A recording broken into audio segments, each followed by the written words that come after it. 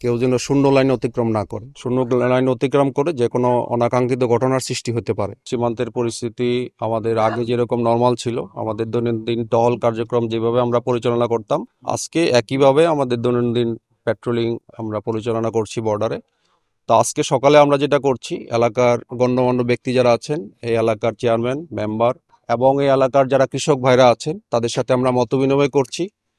তারা একটা রিকোয়েস্ট আমার কাছে করেছে, সেটা হচ্ছে গতকালকে যে পরিস্থিতির জন্য বিভিন্ন উৎসুক জনতা, প্রায় 10 থেকে 15 হাজার উৎসুক জনতা এই এলাকার বাইরে থেকে যারা আসছে, তারা এই এলাকার আমাদের কৃষক ভাইদের জমি নষ্ট করেছে। তো তারা যে জমি নষ্ট করে গতকালকে বিভিন্ন কারণে ওরা এই মিছিল করেছে বা বিভিন্ন ধরনের কেউ দর্শনার্থী হিসেবে আসছে, আসার পরে আমাদের কৃষকের যে ক্ষয়ক্ষতি হয়েছে, তো এটা সাফারার তো আমাদের কৃষকরা। তো এই জন্য কৃষকরা সবাই আজকে আমার কাছে রিকোয়েস্ট করেছে যেন সীমান্তে যার জমি বা কৃষক ছাড়া যেন কেউ সীমান্ত এলাকায় না যায়। আর বিজিবির পক্ষ থেকে আমাদের সকল নাগরিক এবং জনগণের জন্য রিকোয়েস্ট হচ্ছে কেউ যেন শূন্য লাইন অতিক্রম না করে। কারণ হচ্ছে শূন্য লাইন অতিক্রম করে যে কোনো অনাকাঙ্ক্ষিত ঘটনার সৃষ্টি হতে পারে। তো সেই জন্য আজকে আমরা জনগণকে উদ্বুদ্ধ করছি, আমরা জনগণের সাথে কথা বলছি কিভাবে এই এলাকাটা, সীমান্ত এলাকা এবং আশেপাশে সার্বিক পরিস্থিতি আমরা শান্তি শৃঙ্খলা বজায় থাকতে পারে, সেটার জন্য আমরা প্রচারণা করছি। ধন্যবাদ। আচ্ছা, আমার তো শেষ একটা কথা, সেটা হচ্ছে যে 6, 7, 8 হুম। এই কাঁটাতারের এটার সাথে কাঁটাতারের বেড়ার নির্মাণের কোনো যোগসূত্র নাই। এটা অলরেডি চেয়ারম্যান বলেছে, এটা জাস্ট একটা ক্ষুদ্র বিষয়। বাংলাদেশি নাগরিক ভারতের অভ্যন্তরে গম ক্ষেত অথবা ঘাস কাটা এবং ওদের নাগরিক এসে আমাদের গাছের আম গাছের ডালপালা কাটাকে ছোট্ট একটা বিষয়কে কেন্দ্র করে একটা বড় একটা অনাকাঙ্ক্ষিত ঘটনার সৃষ্টি হয়েছে।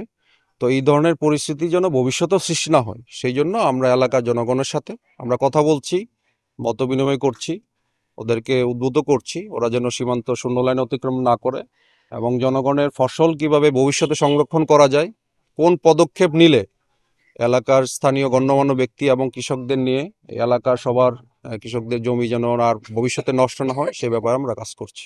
ধন্যবাদ।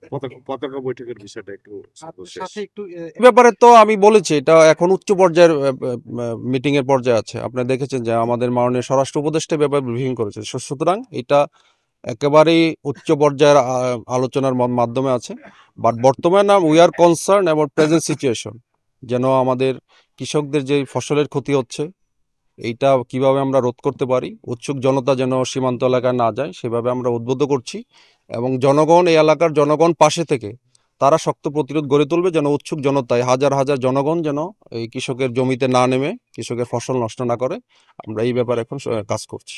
গতকালকে যে আসলে বাংলাদেশে ঢুকে ভারতীয়রা যে আমের গাছ কেটেছিল, আন্তর্জাতিক আইন লঙ্ঘন করে যে এই কাজটি করলো, আসলে আপনারা এই বিষয়ে কি ব্যবস্থা নেবেন? এইটার ব্যাপারে আমরা যেটা করি, আমরা প্রটেস্ট নোট বলা হয়, আমরা প্রতিবাদ লিপি, অফিসিয়ালি আমরা প্রতিবাদ লিপি আমাদের পক্ষ থেকে প্রেরণ করা হয়েছে এবং এই ব্যাপারে আমাদের বিজিবি হেডকোয়ার্টার সম্পূর্ণ দে আর কনসার্ন অ্যাবাউট ইট এবং তাদের পক্ষ থেকে এই ব্যাপারে ব্যবস্থা গ্রহণ করা হচ্ছে। যেহেতু আমরা এখন মাঠে আছি, বর্তমানে পরিস্থিতি শান্ত করা হচ্ছে আমাদের কাজ। তো সুতরাং এই পরিস্থিতিকে যেন কোনো পক্ষ ঘোলাটে না করে সেই ব্যাপারে আমরা সজাগ আছি এবং এলাকার জনগণ সজাগ আছে, সবাই একসাথে কাজ করছি। ধন্যবাদ।